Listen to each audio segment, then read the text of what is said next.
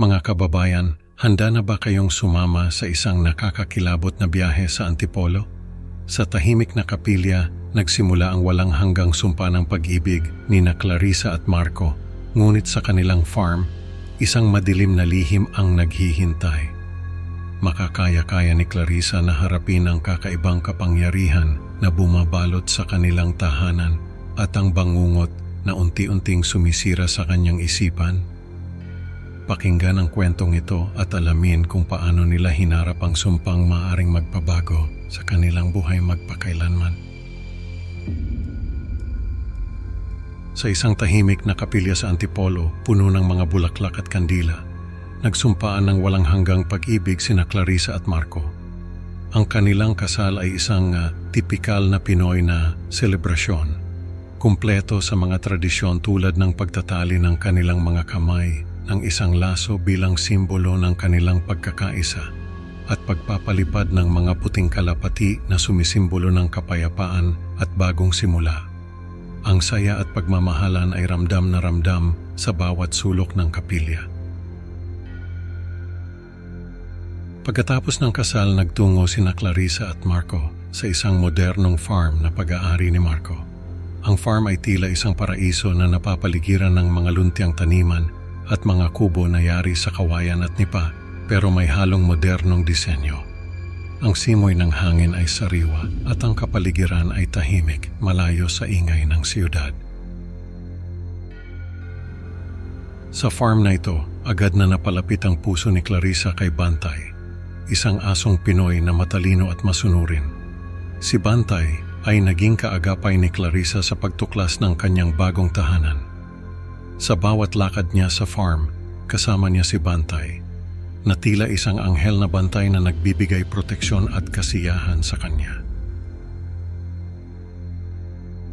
Nang bumalik sila mula sa kanilang honeymoon, isang masayang balita ang sumalubong sa kanila. Si Bantay ay nanganak na at si Clarissa, na may puso para sa mga hayop, ay personal na tumulong sa panganganak. Sa mga sandaling iyon, mas lalo pang tumibay ang kanilang espesyal na bond at tila isang bagong miyembro ng pamilya ang mga tuta ni Bantay. Ngunit ano nga ba ang mga lihim na naghihintay sa kanila sa farm na ito? Isang malagim na pangyayari ang magbabago sa lahat. Isang umaga, habang kumakain sina Clarissa at Marco ng agahan sa veranda ng kanilang kubo, bigla na lang silang nakarinig ng isang nakababahalang ingay. Nagmula ito sa lugar kung saan naroon si Bantay at ang kanyang mga tuta. Si Clarissa, na puno ng pag-aalala, ay dali-daling tumakbo patungo sa pinanggalingan ng ingay. Nakita ni Clarissa ang isang nakakagimbal na tanawin. Si Choco, isa sa mga tuta ni Bantay, ay patay na. Kitang-kita sa kanyang mga mata ang pagkabigla at takot. Nanginginig at hindi makapaniwala, umiyak si Clarissa habang inaalok siya ni Marco.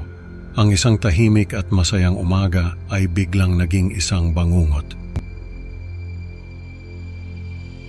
Hindi nagtagal, isang nakakatakot na sekreto ang ibinunyag ni Marco kay Clarissa.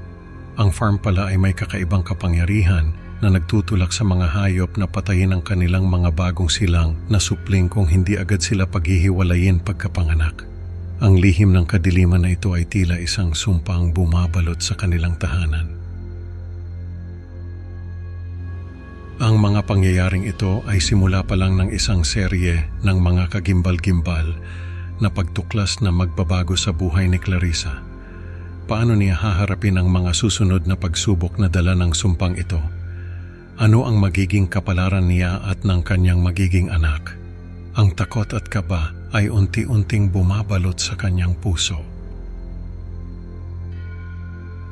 Sa paglipas ng mga buwan, hindi inakala ni Clarissa na mas matindi pa pala ang mga pagsubok na kanyang haharapin.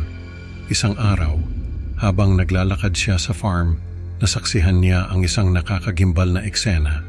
Si Pancho, isa sa mga aso, ay walang awang pinatay ang kanyang sariling tuta. Nanlumo si Clarissa sa nasaksihan at ang takot ay kumalat sa kanyang buong katawan na parang malamig na simoy ng hangin. Sa mga oras na wala si Marco, na abala sa kanyang pagiging piloto, si Clarissa ang nag-iisang nag-aalaga sa farm. Ramdam niya ang bigat ng responsibilidad na naiwan sa kanyang mga balikat at ang farm na dati-rati kanlungan ng pag-ibig at kasiyahan, ngayon ay tila nagiging isang malawak na kulungan ng kadiliman. Ang kakaibang atmosfera ng lugar ay lalong nagpalakas sa kanyang pangamba. Nang malaman niyang siya ay nagdadalang tao, lalo pang tumindi ang kanyang pag-aalala. Hindi niya mapigilan ang isipin na baka ang hindi maipaliwanag na asal ng mga hayop ay maaring makaapekto rin sa kanya at sa kanyang magiging anak. Ano kaya kung ang sumpa ng farm ay hindi lamang sa mga hayop, kundi pati na rin sa mga taong nakatira doon? Ang mga gabi ay naging mahaba at puno ng bangungot para kay Clarissa. Sa kanyang pagbubuntis, nagsimula siyang magkaroon ng mga nakakabahalang kaisipan at panaginip kung saan nakikita niya ang sarili na may kakayahang saktan ang kanyang magiging anak na si Angelo. Ang mga bangungot na ito ay tila nagiging totoo sa kanyang isipan at hindi niya alam kung paano ito lalabanan. Isang gabi, habang mag-isa siya sa bahay, natagpuan niya ang sarili na nakatayo sa kusina. Hawak ang isang kutsilyo at may kakaibang impulso na saktan ang kanyang tiyan. Nanginginig at umiiyak, inilapag niya ang kutsilyo at niyakap ang kanyang tiyan habang pilit niyang kinakalma ang sarili. Ang takot sa kanyang mga mata ay hindi may kukubli, takot na baka sa susunod, hindi na niya mapigilan ang kanyang mga kamay. Sa mga araw na sumunod, patuloy ang pakikibaka ni Clarissa sa kanyang sarili. Ang takot na baka siya ay tuluyang mawalan ng kontrol at magawa ang hindi dapat ay laging nakaambang parang maitim na ulap sa kanyang isipan. Ano nga ba ang kanyang magagawa upang maprotektahan ang kanyang anak mula sa kanyang sarili? Ang bawat sandali ay tila isang hakbang palapit sa isang hindi maiwasang kapahamakan. Ano kaya ang susunod na mangyayari sa farm na ito na tila ba ay may sariling buhay at pagnanasa sa karimlan? Sa gitna ng dilim at katahimikan ng gabi, nanginginig ang mga kamay ni Clarissa habang hawak ang panulat. Ang kanyang isipan ay puno ng takot at desperasyon. Hindi na niya kaya pang tiisin ang bigat ng kanyang dibdib. Ang takot na baka sa isang iglap ay magawa niyang saktan ang pinakamamahal niyang magiging anak na si Angelo. Sa kanyang pag-iisa, nagpasya siyang tapusin na ang lahat. Para sa iyo, Angelo, kailangan kong gawin ito, bulong niya sa sarili habang pumapatak ang luha sa papel. Bago niya isagawa ang mapait na desisyon, isinulat niya ang lahat ng kanyang nararamdaman sa isang liham para kay Marco. Bawat salita ay puno ng pagmamahal at pangungulila, at sa huling bahagi, isang kahilingan na sana'y sirain ang farm sa Antipolo. Mahal, sana'y mapatawad mo ako. Gawin mo ito para wala nang iba pang mabiktima ng sumpang ito. Ang huling habilin ni Clarissa sa liham. Sa kabilang dako ng mundo, walang kaalam-alam si Marco sa unos na bumabalot sa kanilang tahanan. Pagod mula sa mahabang flight, umuwi siyang umaasang makakapiling ang kanyang asawa. Ngunit ang tanging sumalubong sa kanya ay ang nakakagimbal na liham ni Clarissa. Nanginig ang kanyang buong katawan at para bang biglang nawalan ng kulay ang kanyang mundo. Clarissa, bakit? Ang tanging nasambit niya habang unti-unting bumagsak ang luha sa kanyang mga mata. Sa gitna ng matinding dalamhati at pagkalito, nagpasya si Marco na tuparin ang huling kahilingan ni Clarissa. Gamit ang lahat ng kanyang lakas at yaman, winasak niya ang farm sa Antipolo. Isa-isa niyang pinabagsak ang mga gusali, winakasan ang bawat alaala kasama ang sumpang bumabalot dito.